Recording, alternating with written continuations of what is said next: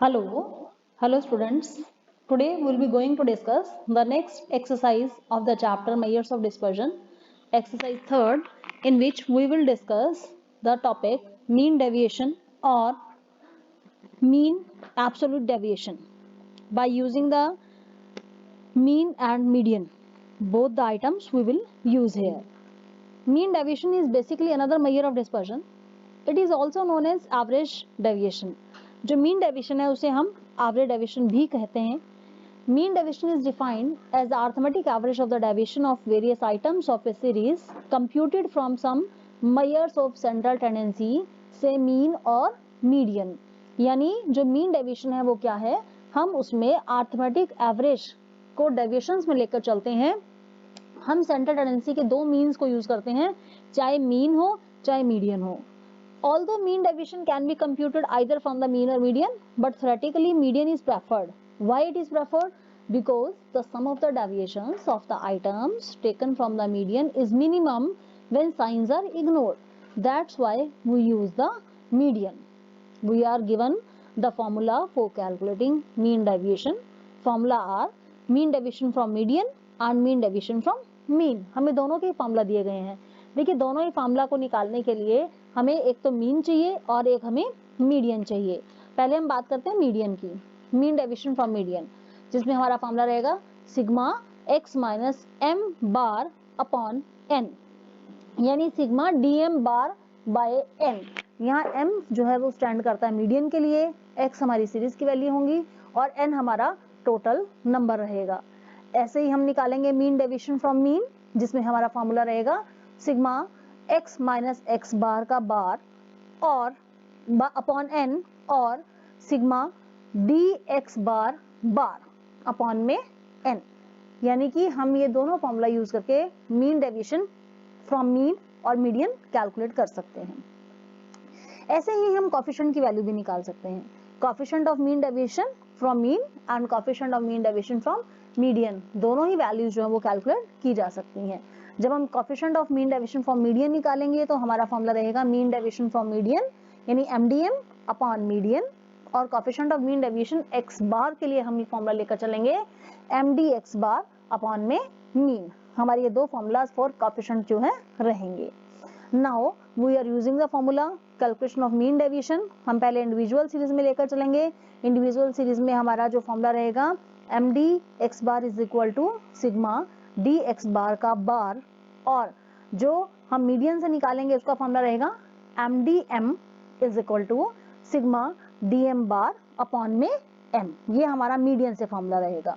अभी हम इसी के क्वेश्चंस जो है लेकर चलते हैं.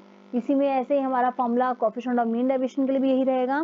Coefficient of mean deviation from X bar is equal to mean deviation X bar upon में X bar. Coefficient of mean deviation from median जो रहेगा वो रहेगा mean deviation from median upon m यानी मीडियन. देखिए क्वेश्चन नंबर 9 में हम बात करेंगे calculate the mean deviation from the mean as well as from median and coefficient of mean deviation from the following data. आपको क्वेश्चन नंबर 9 में marks दिए गए हैं 20, 22, 25 से लेकर 75 तक. n हमारा यहाँ पर 9 हो गया, सिग्मा x हमारा यहाँ 405 आ गया. अब हम पहले निकालेंगे deviation from mean and then deviation from median, लेकिन उसके लिए पहले हमें मीन चाहिए. देखिए जैसे मीन निकाला गया है मीन इज इक्वल टू 45, ऐसे ही हमारा मीडियन निकाला जाएगा. अगर हम सीरीज को अरेंज करके वैल्यू को हम लेकर चलते हैं तो हमारा 5th नंबर की जो आइटम है वो हमारा मीडियन रहेगा, यानी हमारा मीडियन हो गया 40. तो अभी यहाँ से हमें निकालना है मीन डेविएशन फ्रॉम मीन, तो हमारा फॉर्मूला रहेगा x माइनस जो आपकी मीन वैल्यू थी अपॉन में n यानी डी एक्स बार. तो हमारा जो डी एक्स बार है वो वैल्यू हमने निकाली है, वो निकल कर आती है 160. तो 160 अपॉन में 9 दैट इज इक्वल टू 17.78. ऐसे coefficient of mean deviation from mean जो रहेगा mean deviation from X bar upon में एक्स बार, तो ये वैल्यू हमारी रहेगी 17.78 अपॉन में 45 विच इज इक्वल टू 0.39. अगर हम यहाँ मीन डेविएशन फ्रॉम मीडियन निकालते हैं तो मीडियन के लिए हमारा फॉर्मूला रहेगा सिग्मा बार डी एम अपॉन में एन. तो देखिए हमारा जो डी एम निकला है वो निकला है 155 अपॉन में 9, तो ये हमारी वैल्यू आ जाती है 17.22. ऐसे coefficient of mean deviation from median निकालेंगे तो 17.22 अपॉन में मीडियन यानी 40, तो हमारी वैल्यू आ गई 0.43. This is mean deviation and coefficient of mean deviation from both mean as well as median.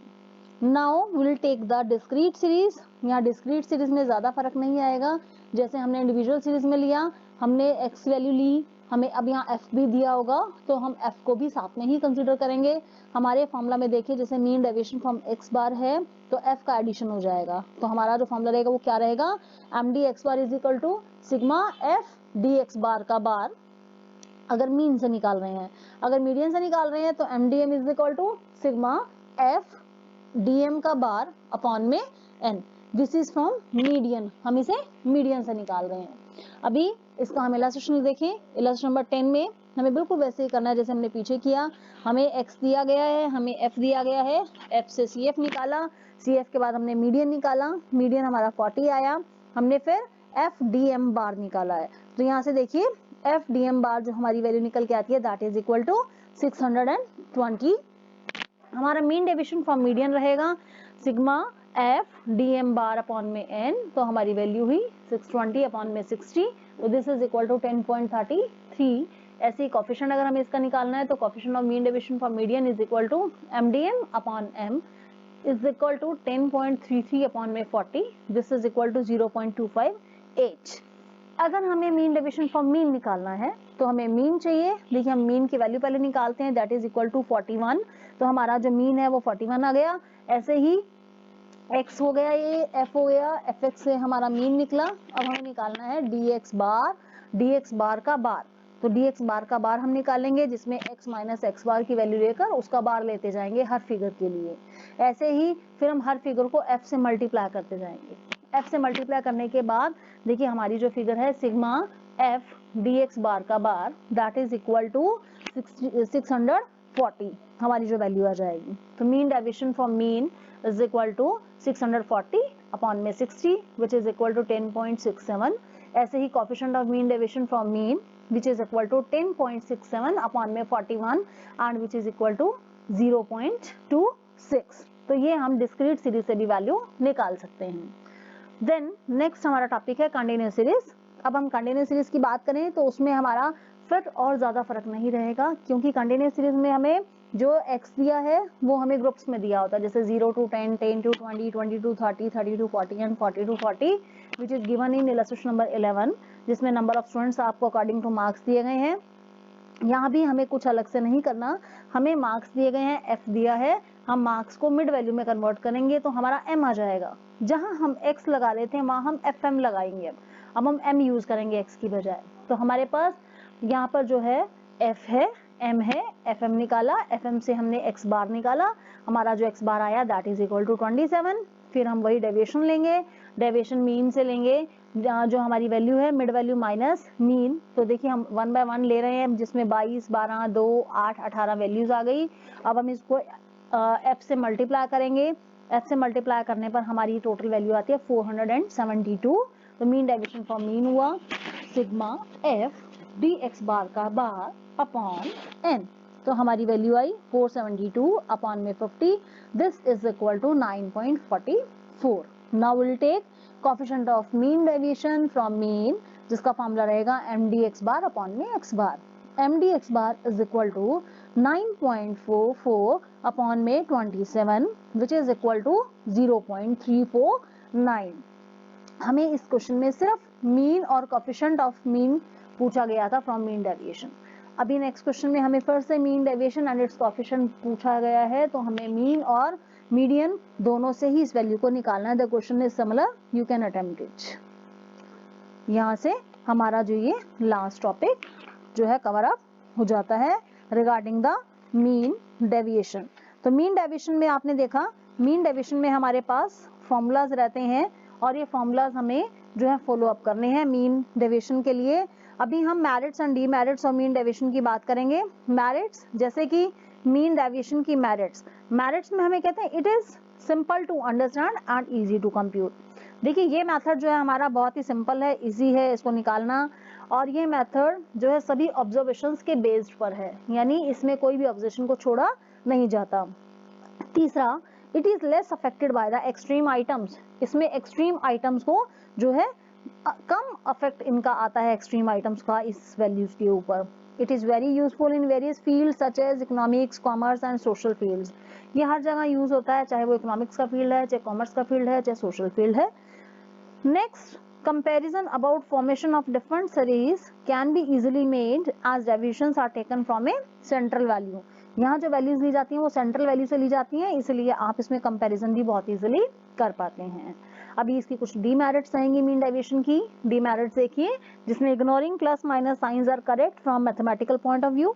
Plus minus signs को इग्नोर करना है यहाँ पर जो है मैथमेटिकल पॉइंट ऑफ व्यू से सही रहता है। दूसरा, सही नहीं रहता तो हमें इसमें प्रॉब्लम आती है। दिस इज अ डीमेरिट, यानी प्लस माइनस साइंस को हम इग्नोर नहीं कर सकते। दूसरा, it is not an accurate method when it is calculated from mode. अगर हम इसे मोड से निकालें तो ये हमें सही वैल्यू नहीं देता। It is difficult to compute when the value of mean और मीडियन कम्स इन फ्रैक्शन। अगर मीन और मीडियन की वैल्यू फ्रैक्शन में आ जाए तब भी हमें प्रॉब्लम आती है। Then it is not capable of further algebraic treatment.